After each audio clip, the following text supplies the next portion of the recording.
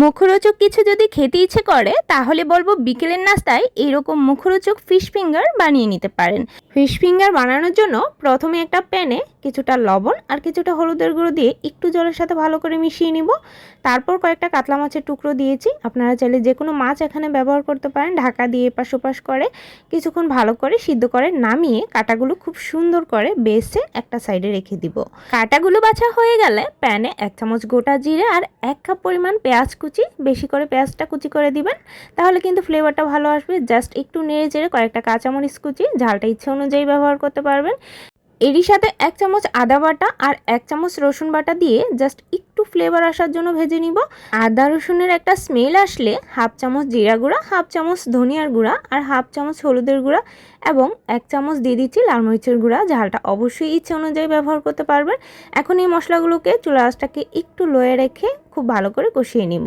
যখনই এরকম তেল ছাড়া শুরু করবে সেই বেছে রাখা মাছগুলো দিয়ে দিচ্ছি। তারপর 2টা মিডিয়াম সাইজের আলু সিদ্ধ করে একটু ম্যাশ করে নিয়েছি। 1/2 চামচ বা স্বাদ মতো এখানে লবণ ব্যবহার করছি। 1 চামচ চিনি দিয়ে দিচ্ছি, এতে করে টেস্টটা কিন্তু অনেক বেশি ভালো আসবে। জলজলে ভাবটা টেনে গিয়ে পুরোপুরি ভাজা ভাজা হয়ে আসলে তারপর ভালো করে ভেজে নামিয়ে নেওয়ার আগে কিছুটা ধনেপাতা কুচি দিয়ে নামিয়ে একটা সাইডে রেখে দিচ্ছি। এখন একটা মিক্সিং বলে 2টা ডিম সাথে কিছুটা গোলমরিচের গুঁড়ো দিয়ে একটু ভালো করে ফেটিয়ে রাখছি। ফিশ ফিঙ্গারগুলোকে কোট করার জন্য ব্রেড ক্রাম্বস নিয়েছি, আপনারা চাইলে এখানে টোস্ট বিস্কুটের গুঁড়াটাও ব্যবহার করতে পারেন। এখন সবগুলো শেপ করে নিচ্ছি ফিঙ্গারের আকৃতি করে এভাবে। তবে এখানে ফিঙ্গারের আকৃতি যে দিতে হবে এমন না, যে কোনো আকৃতিই দেওয়া যাবে। একে একে ফিঙ্গারগুলোকে ফেটিয়ে রাখা সেই ডিমের মধ্যে কোট করে আবার ব্রেড ক্রাম্বসে গড়িয়ে নিব।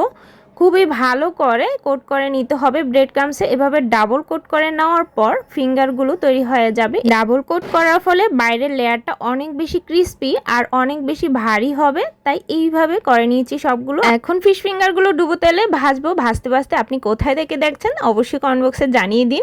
আর অবশ্যই চ্যানেলটি যদি সাবস্ক্রাইব করা না থাকে প্লিজ চ্যানেলটি সাবস্ক্রাইব করে রাখুন। আজকের মতো এই পর্যন্তই। সবাই সুস্থ থাকবেন, ভালো থাকবেন। ধন্যবাদ সবাইকে, আর অবশ্যই রেসিপিটি ট্রাই করবেন। টাটা।